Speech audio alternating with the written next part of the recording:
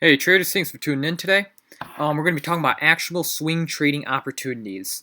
So I'm going to be pretty straightforward with this, and I've listed off everything we're going to go over. We're going to go over the dollar index, because of course that is the denominator. That's what everything's priced in. It's the world's reserve currency. Eurodollar has a high correlation to that. The Treasury yield curve, we're going to see how it affects that. Gold, silver, natural gas, oil, S&P 500, NASDAQ 100, Russell 2000. Again, those are the things we're going to go over right now, and if you want some opportunities on that, then stay tuned. That's what we're going to be talking about, and it's not really going to be something where we're going into the micro, we're going into the bottom up, talking about single stock strategies, or talking about more micro single stock type trade ideas. This is going to be more macro trade ideas, more big picture type trade ideas. Again, as you can see, we don't have any single stocks right here. It's going to be more big picture type trade ideas, and I'm going to be using technical analysis for the most part. Keep in mind though that I have a longer term global macro fundamental analysis too, and we have gone over that previous times on our YouTube channel. In fact, since we started this YouTube channel, we've been doing that. So really it's going to be global macro fundamentals mixed with technicals. So I want to start off with the dollar index. So right now the Fed's balance sheet, and again this is where the global macro starts to come in. The Fed's balance sheet is in contraction right now, and this would be positive for the dollar index. You do have to keep in mind though that there's a lot going on the fiscal side being priced in, a lot more to do with possibly universal basic income, more stimulus checks, so a lot larger deficit that's being priced in on the fiscal side. Purely from a monetary perspective, the dollar shouldn't go down any further because the Fed's balance sheet has now plateaued out in a slow grind down to a sideways chop. So now the Fed's balance sheet is topped out, and it has for a few months now. We would likely see that the dollar can find a fundamental base of support, and then technically it's at a good strong base of support right here. So bounced off right here. This was actually a good opportunity otherwise, because you would have known that you were coming in right here, low, high, possible higher low, and then higher high. And then what you could have done is you could have scaled into positions right here and then put your stop right there. Now, of course, it didn't continue higher. It was pretty weak in the sense that it consolidated sideways. Now, what I'd like to see, if I was a bull, what I'd like to see is I'd like to see the price come down, and then I'd like to see a big pullback, and then price come down once again, and then bull break. That's what I'd like to see. This, technically speaking, this is a very weak pattern. When you just bounce around like this after a big down move, and you correct by time rather than correcting by price, it is bearish though. With that said, I think we got a base of support right here, and this possibly could create a head and shoulders right here, but it's so oversold that even if it creates a head and shoulders, I don't think it will execute. This could also be possibly called an inverse head and shoulders right here. I would be looking to ultimately right here, looking to sell some put spreads. That's what I'm looking to do, because I think that we get a rally acting like a strong base of support right here, and otherwise we should get a rally. It's oversold, so even if there's a head and shoulders, I don't think it executes right here, but there's a possibility of an inverse head and shoulders. Selling some put spreads below the support level right here would be a good idea, and we'll see this thing rally out to this level right here with the dashed lines that I just drew. And I think from there, it could possibly be a short from there. But back to about the 96 level. Longer term though, let me look out on the 1 month time frame. There's something interesting going on right here. Okay, on the 1 month time frame, the interesting thing is that I do expect high, low, and we have gotten a bit extended, lower high, and we could possibly hit that 96 level as a lower high, and then we continue to lower lows. So I do agree with the dollar bears longer term. I am a longer term dollar bear. With that said, I'd like to wait for a bounce in the dollar up to that 96 level, and then I get short right there. with a stop above. And from there, I would short, and it would create a perfect downtrend after this big choppy zone, low, or high, low, lower high, lower low, follow through. In this area, little to no basis support. You could easily just chop through that area straight down into the 82 zone. So that would eventually be my price target, but I try and short the dollar or something that's highly correlated. Otherwise, like something like gold or silver, maybe go long that right when it gets to that 96 level. But that's what I'm seeing for the dollar right there. Short-term dollar bullish. Play it with put spreads on the downside. Really just making money for the passage of time while it continues higher. Until, of course, the 96. Euro dollar, highly correlated asset. Taking a look at euro dollar right here. So long term, you started to see this trend line, right? Since about 08. And the reason you've seen this is because the monetary policy in Europe has been, I don't want to necessarily say better or worse, I'm just going to say more dovish, right? In my opinion, it is worse, but it was more dovish. But it's completely flipped 180. Europe used to be known for negative rates. They were the ones who were doing quantitative easing on steroids. Now that is flipped to the United States. Now the United States has become the dovish one. And longer term, again, going along with my thesis on the dollar index, I believe that euro dollar has to go higher from here. But we probably see some sort of pullback, and that creates an uptrend. Now, the way that we came to this trend line was very interesting. It's a small nuance, but normally when you get to one of these trend lines, you reject in a big way from it, right? If I have a trend line right here, what's normally going to happen is I get up to that trend line, I hit it, and then I reject. I don't get up to the trend line and then do some sloppy action and then just chop sideways, right? You normally don't do that. And that's a sign that the bears are starting to get tired. It doesn't necessarily mean that the bulls are starting to break bullish on a big time, right? You can chop sideways and neither the bulls win nor the bears win, right? But it's at least starting to say that after years and years and years, bears are starting to get tired. And we have since found a base of support since about 2015. And I'd say that this trend line is not going to hold anymore. It held right here. We had that big rejection, rejection,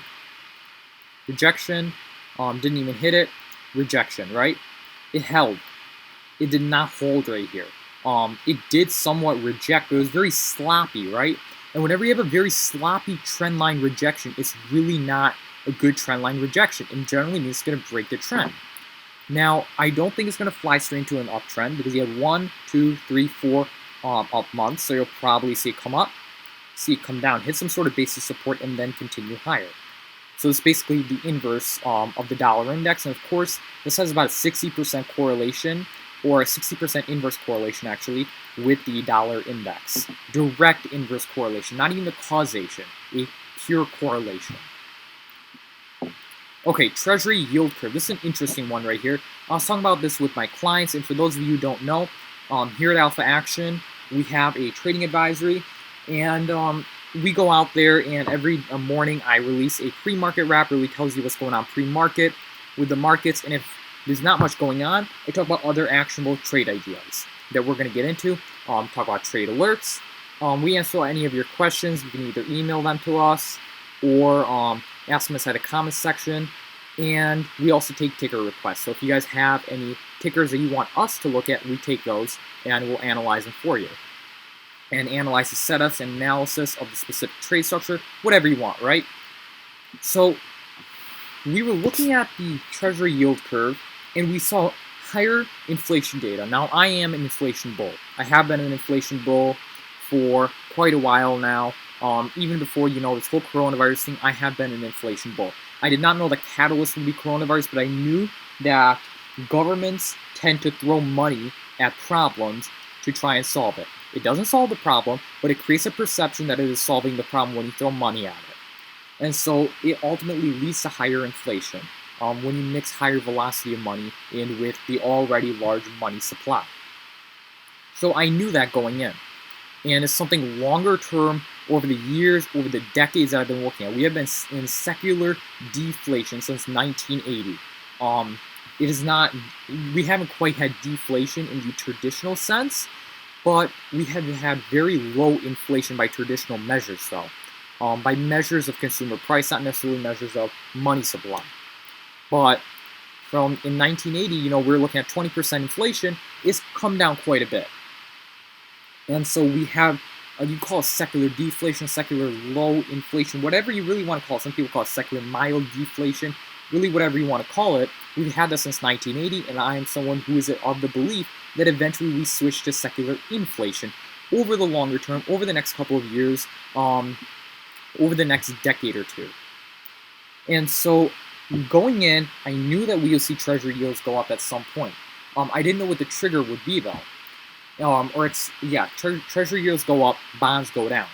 And so let's go take a look, actually, at what happened. So after this pretty much 40-plus year bull market, I did think that there would be something breaking down. I don't think, though, I believe that there will be a time that this happens, but I don't think this is that time. Many people believe that this is a time where we're going to have that big bond bear market. I don't think it's yet. I do think we get a small pullback, and I want to play on that, but I don't think this is a time, though, where we necessarily get that very large pullback, where you see yields go all the way to like 5, 6, 7%. I think that eventually happens, but not yet. So, looking right here at Treasuries, we saw a break, and the interesting thing is that it can mean two things. It can mean that either the economy is getting better, or B, we're having more inflation. I think it means both. I don't necessarily think the economy is getting better, but there's a perception, and that's really what matters, right? The perception matters. What's actually happening doesn't matter. The perception of what is happening really matters. And there's this perception that the economy is getting better. The economy is not necessarily getting better, but there's a perception of that. And there is also a perception, and this is actually true, it isn't just a perception, that we're having higher inflation. We already had higher money supply. Now it's actually being measured, though, as coming into the consumer goods markets. Before it was only in asset prices. So higher inflation there, too. And what this is creating is that ultimately, because bonds are just future, just a future coupon on money, bonds are going lower. And so I previously talked about this with my clients, and we had put on a trade on the financials by buying call options on financials that expire all the way out in December. And so financials start to go up as these yields start to go higher. And the reason is pretty simple. Banks trade along with yields. And that's because whenever you go to the bank, you deposit money. Whenever you deposit money to the bank, it's like the bank is getting in debt to you. And you might deposit money for, say, 0.1%. Just as a simple checking account or savings account. Not something like a high yield savings account, but most checking accounts would be like that, right? So you deposit money in like that, and really the bank is getting in debt to you. That's really how the bank views it, right? The bank is getting in debt to you. And then the bank then goes ahead and they loan this money out at 3 or 4%. And they make a credit spread.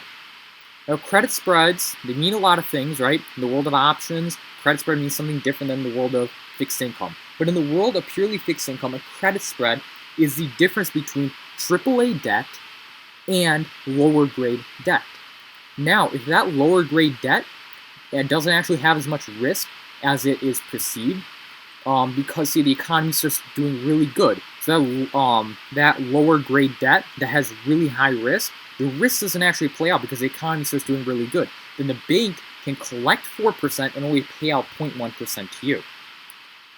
And so they're really there to make that credit spread. When these rates go up, the credit spreads start to go up too.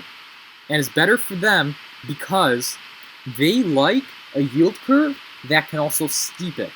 Now, if we just think about a yield curve, yes, something that's really short term, like a 3-month T-bill, and then 2-year note, then a 10-year note, and then you got a 30-year bond, right? And then the yield curve is going to look like this.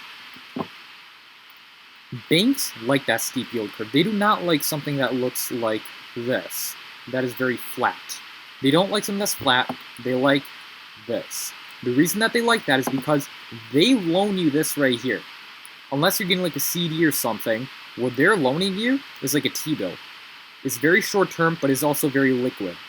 What they are loaning someone else, if I go to the bank and I say, I want to get a loan for a piece of real estate, they're going to give me a 30-year loan. So they are loaning you this, or you are loaning them this, the bill. They are loaning someone else this. They are going to make the credit spread differential between the two. The differential is bigger when the yield curve is steeper. And that is why banks make money when the yield curve gets steeper. So that's how we're playing it. Although I'm really thinking right here that we could actually start playing it directly on the yield curve too. And so you can play it through banks, you can play it through mainly retail banks, not so much investment banks, regional banks usually.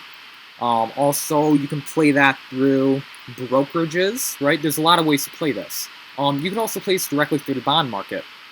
So what's starting to happen is that these bills, the yields are actually going lower on the bills, meaning that the bills are actually going up. So the bills are going up, but these bonds are going down because the yields are going up. So you can actually short these bonds and go long something right here. Now, what is a NOB spread? A NOB spread means notes over bonds. Generally referred to the 10-year and the 30-year. Well, what if the 10-year, it goes down, the 10-year bond goes down a little bit, but the 30-year bond goes down a lot? You know, it's a good trade then because you can make the spread, the difference between the two. And so that's generally a good trade to put on right there. And the reason people put on these sorts of spreads is because less volatility, meaning you can use more leverage. Another thing you can do is 2-year, and then 10-year, and then the 2-year can go up while the 10-year bond goes down, and that is what we call a TUT spread, 10 under 2. Another thing you can do, you can just keep money in cash or in T-bills, which are basically just cash equivalents, and those stay flat or go up slightly. Bills usually don't have a lot of volatility, right? Because they're near money. They're very close, you know, they're cash equivalents. They're within a year. And then trade that against something like the 2 or the 10-year, right? And really, you're just trading the yield curve then. And so there's a really good opportunity right there. You just want a simpler trade, though. What you can do right here, so you got a high, low, lower high, lower low. Put your stop above this level right here. Scale into short position. Short right here, short right here, short right here. Scale into 3 short positions. Put your stop loss up here, and then wait for it to come down. If it doesn't, you get stopped out. If it just chops sideways, go ahead and then try and sell a put against it right here. Against the short positions, you can make money from past your time right there. That's what I'm seeing on the yield curve right there. More inflation. Look for a steeper yield curve. Financials should start doing good because of that. Gold. Okay, let's take a look at gold. XAU, USD. So with gold, I expect there to be massive volatility contraction. Now this is a time that you could just sell premium. This is really what I'm expecting. I'm expecting gold to just go ahead and do this. Probably for the next quarter. So we're going to go through September, October, and it's just going to chop sideways, I believe. In somewhat of a tightening range, just chop sideways for probably the next quarter. And it's going to be a nice trading range that you can trade in. Now, it depends on what type of trader you are. I'm not a pure premium seller. I don't just go out and trade options and just sell iron condors or sell strangles. Although you could do that, I'm not a pure premium seller. If you are a pure premium seller and that is your style of trading, again, nothing wrong if you are or if you aren't. It is just a style of trading. I am not a pure premium seller. That is not my style of trading. But if you are selling a put right here, selling call right here, and just making sure that it stays within that spread where you strangle the price between the two, that would be an actionable trade idea. Or turning it into a condor otherwise, or a double calendar spread, right? There's a lot to do premium selling wise. For someone like me, who's more of a delta-based trader, directional trader, I would just trade the ranges right here. Silver, same thing, big up move. Just looking to trade the ranges right here. So again, if you're a premium seller, go ahead. You can sell premium right here. But I just believe that we're likely going to see this very large volatile range, and eventually the volatility contracts. But if you're a premium seller, there's a really good opportunity. Sell some puts down here, sell some calls up here. If you're someone like me, more of a directional trader, rather than a volatility-based trader, you're just going to trade between these ranges right here. But I believe that we start to get into a tightening range on silver, as we always do. You get tight, and then you break out big time, then you get tightened once again, and you'll break out big time, right? But for silver, expecting it to stay in a massive range. But if you can get the top and the bottom of those ranges right, and you can get the positioning right there, that's going to be a big trading opportunity for you. Natural gas.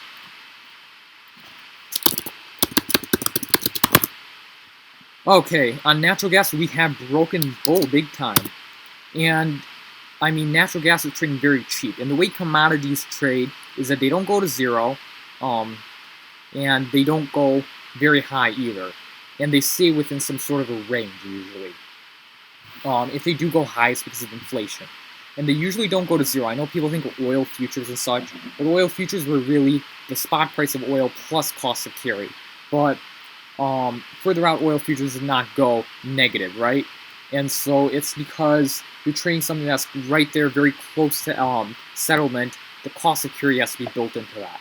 But otherwise, it usually doesn't happen, where you just see where you can see a commodity get below zero, if you include the cost of carry. So right here on natural gas, again, very cheap.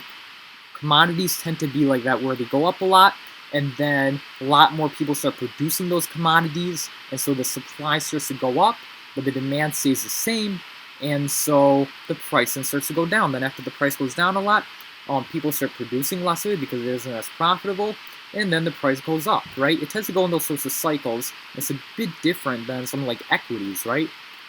And it's really gotten beaten down, and I'm an inflation bull, I'm a dollar bear, longer term, and so my belief would be that we have created this value area right here. Whenever you chop sideways like this for a long period of time, you create a value area, is what people who do market profile and such like to refer to it as.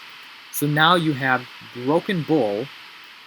If you want to get on this rally, it's going to do a lower high and then a higher high, right?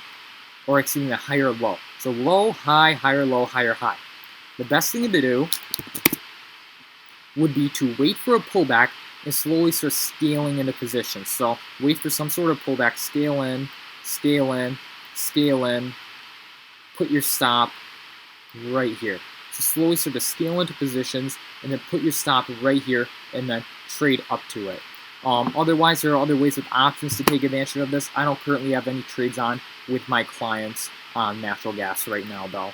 I would wait for some sort of pullback before getting in, because it is starting to get a bit parabolic, starting to get a bit overbought. Okay, oil. Oil is a very sleepy market. CLU 2020. Okay, so on oil, we have really just gone to this big range for months and months and months and months. And I would have thought it would have broken by now. Basically, the best way to play this is with debit spreads on both sides. Buy an option that expires about 45 days out at the money. Sell an option slightly out of the money with debit spreads on both sides.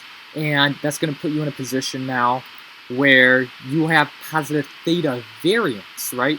Which is a bit different from positive theta. Positive theta variance, and I can actually show you right here what that actually means. Positive theta variance really means that one of your options decays faster than the other, even though you don't actually have positive theta. So here's the way that a at-the-money option is going to work. Right here, where it's supposed to really decay, is 2 weeks to expiration. An out-of-the-money option, though, is going to decay like this. It starts to really decay at 45 days to expiration.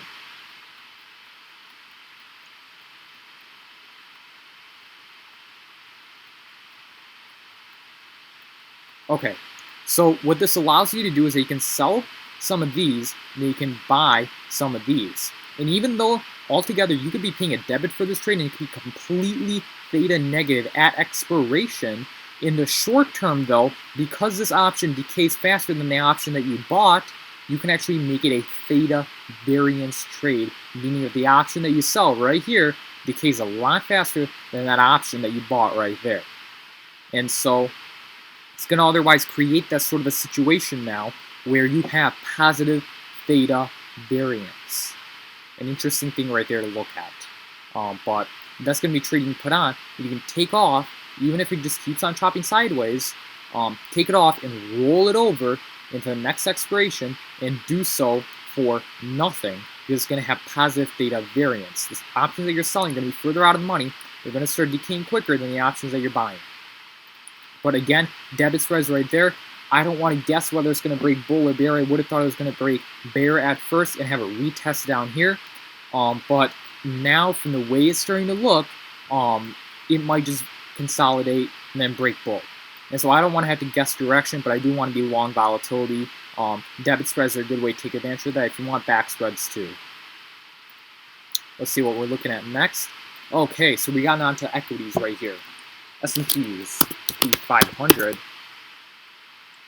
Okay, so this market is getting really tired, and I talked about this with my clients. I actually talked about this on Visa. So this morning we did a trade on Visa that I talked about with my clients, where I said that Visa is doing this churning, right?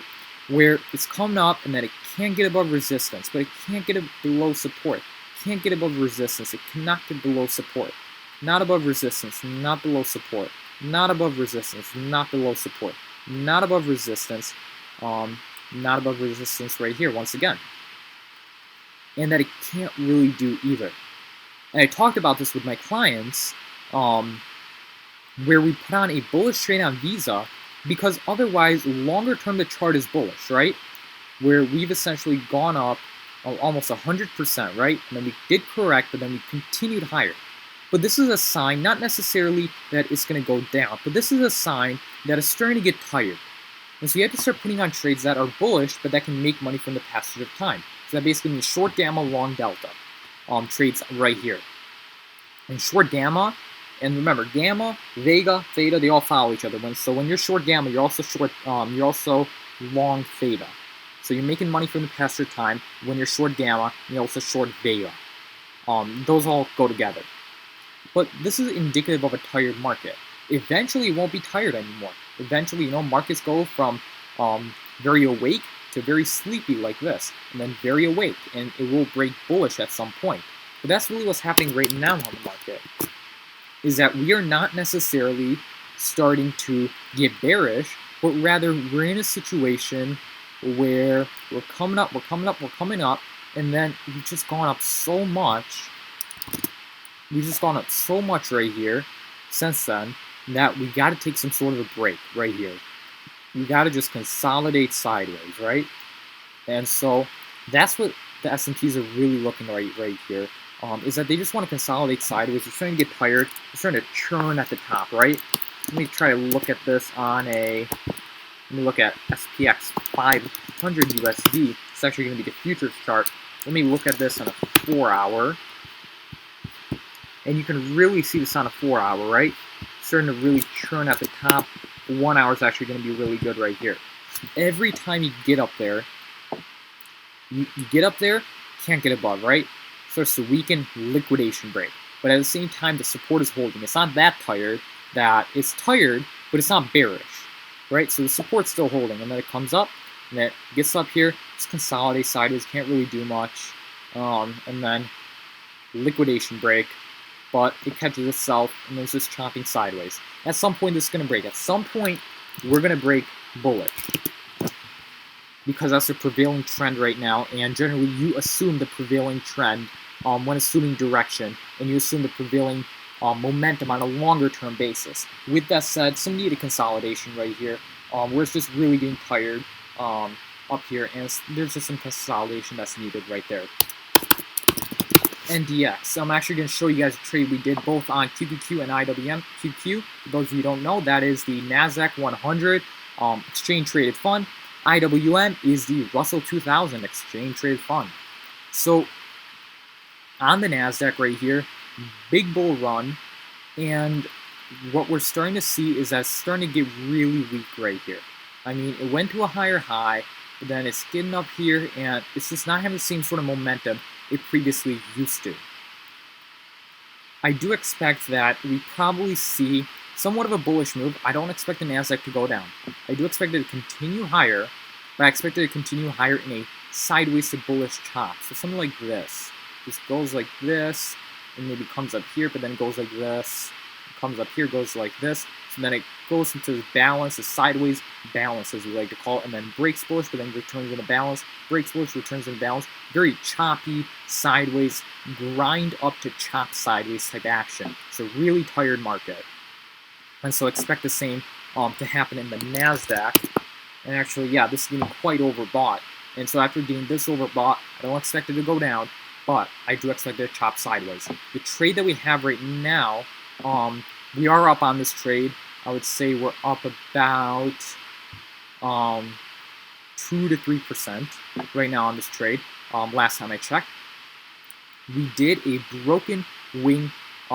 This is actually going to be an unbalanced butterfly, not a broken wing butterfly. But we did a unbalanced butterfly spread, and we did this last week on the Russell 2000. And so quickly, I'm going to go over the Russell 2000 analysis. And so it's pretty simple too. Right here, I do think we start to see the relative strength start to shift. The Russell has a lot of financials in there, and I do think that after days and days, it made a big bull move. You can see on the 1 week chart, there's a big bull move, and then it consolidated sideways. Consolidation sideways is a lot more bullish when you're in an uptrend than consolidation through price where you make a higher low. And so consolidation sideways right here, that's very bullish. At some point it will break bull and may have a breakout to the upside when you see a situation where the RSIs on a very short-term time frame start to cool off after that really big bull move that I had right here. And that would probably be sometime this week, actually. I would expect that there should be some sort of a bull move. But we got over this major area of resistance right here. And this is now support. Right here, major area of previous resistance, now acting as support. We got over it. And right now, just chopping sideways. Usually what you do after breakout is that you break out and you return, and then you continue higher. The Russell is actually quite bullish. It broke out, and right now it's just chopping sideways. And that's going to continue bullish. That's actually more bullish than it would be if you just retested that support. So that's what's going on in the Russell. I am expecting that we start to see the Russell strengthen while we start to see the Nasdaq weaken. And so we start to see the relative strength and relative weakness start to shift. Where you start to see tech start to slow down, financials speeding up, Nasdaq coming down, Russell leading, followed by S&Ps in the back. Okay, so the specific trade idea that we had, that I currently actually have on with my clients on QQQ and IWM. So on QQQ, we have an upside unbalanced butterfly. This is what they see. So this is what my clients are seeing when they get an email notification, and this is what they're going to see. They're just going to open it up, and they're going to see this email notification, or you can just go onto the website and you can see this. And we tell them position size. We like to keep our position size small as part of risk management and order entry.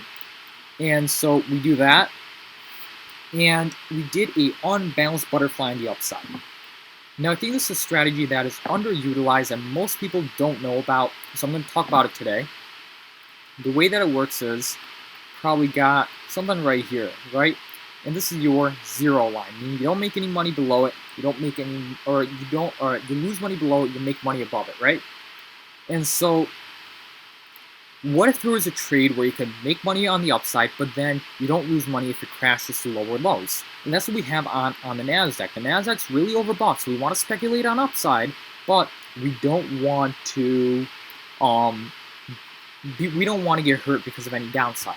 So we put on this type of trade called an unbalanced butterfly spread. Right now, QQQ is currently at 175. Let's just round it to 275. 275. Right here. Well, the type of payoff diagram we have is such that we have 276 right here. And then we have 278.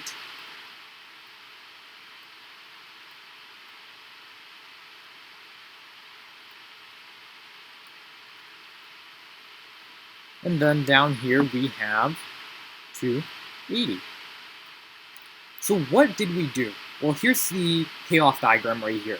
If QQQ starts to go up, you can make money. If it goes up too much, you lose money. And so people, first off, are worried about this trade because they're worried about it going up too much. Here's the reality of it, though. Markets usually go up, in indexes at least, indices, usually go up about 7% a year. And if there's a really good year, if it's like a dot-com bubble or something, you're maybe going to see it go up 40%, maybe 50%, right? You're really not going to see it go up more than that. These options are so far out of the money that we can just roll them over into the next expiration. And at some point, they have to stay out of the money.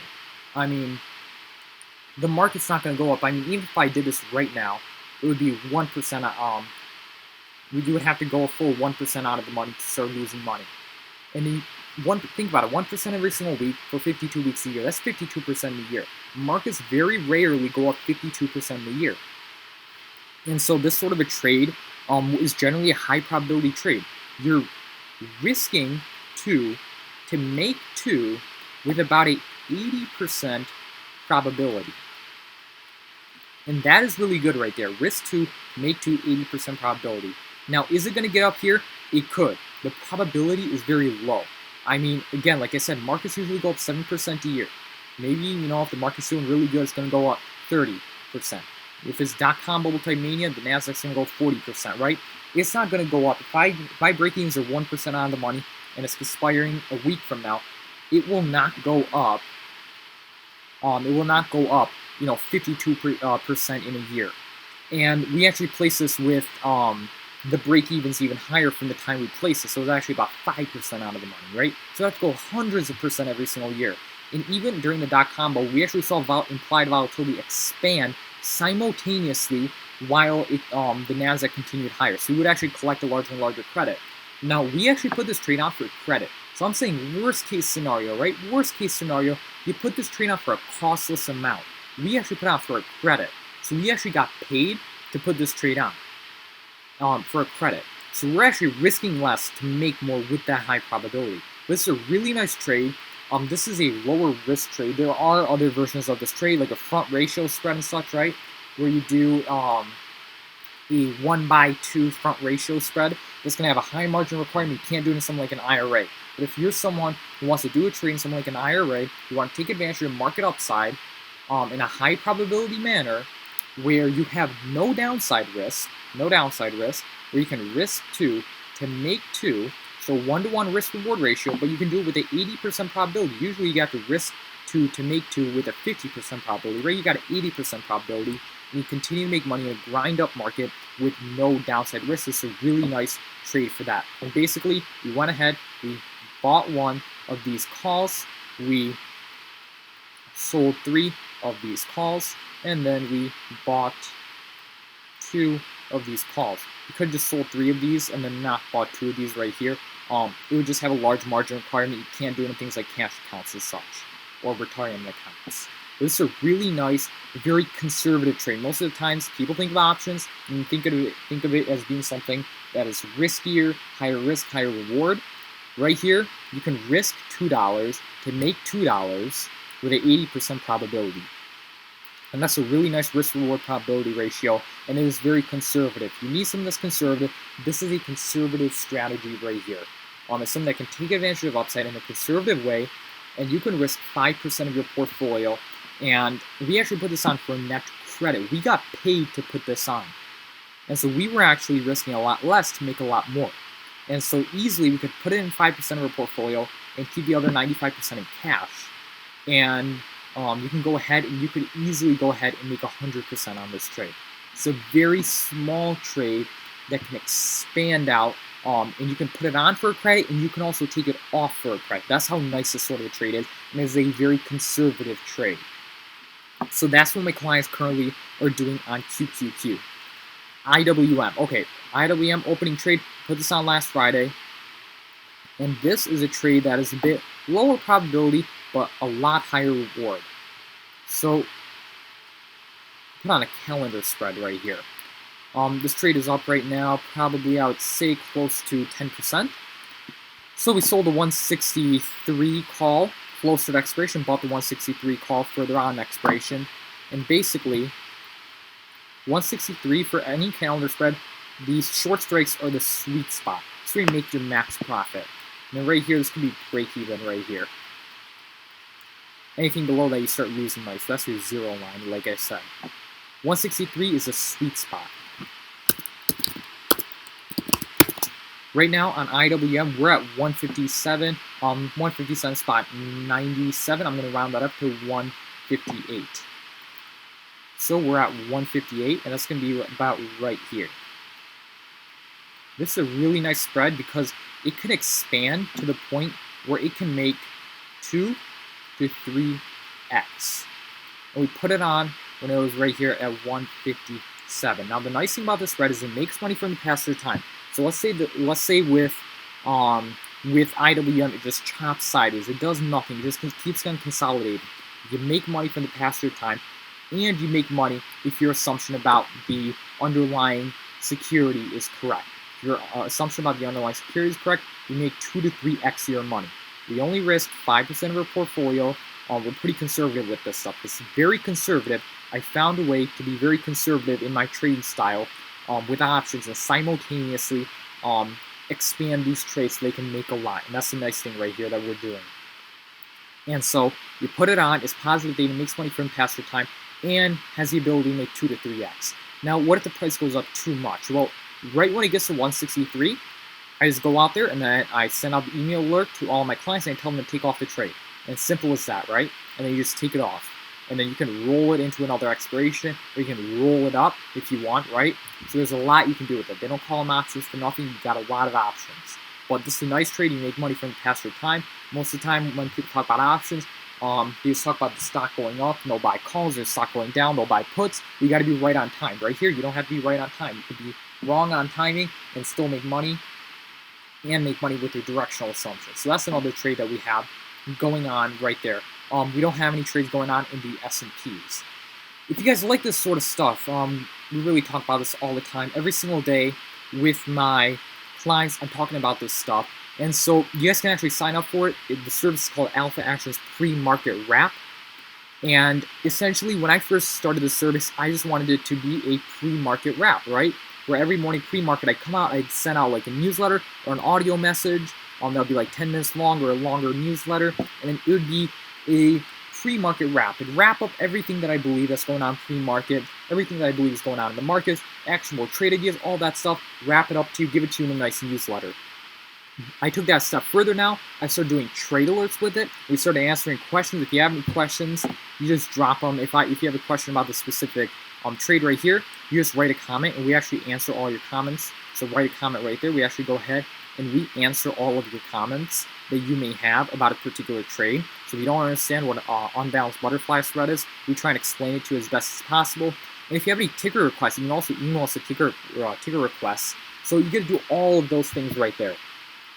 And so it's a great service to sign up for. And you know what the best part is? It's free. FREE. You can't get better than that, right? We're currently giving a free trial of this service. It can be throughout the rest of August. We have a free trial for this service going on. And so if you want to learn to put on these very esoteric option spreads, where these are option spreads that not many people use, they're very cheap to put on, risk a small percentage of your portfolio. You want to get trade alerts like this every morning. You want to be an informed person. You get a newsletter of what's really going on, and not just, okay, you know, the S&Ps went up or the S&Ps went down, right? You and I both have two eyes and a chart, right? We can go ahead and we know whether S&Ps are going up or down. You know, you can turn on CNBC and know that, right? The real thing is actually knowing why, what's happening, right?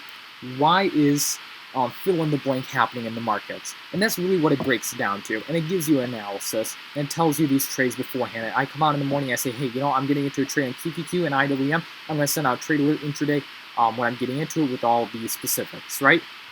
And that's what we really do for our clients. Normally, this would be $99 a month or $999 a year for an annual plan.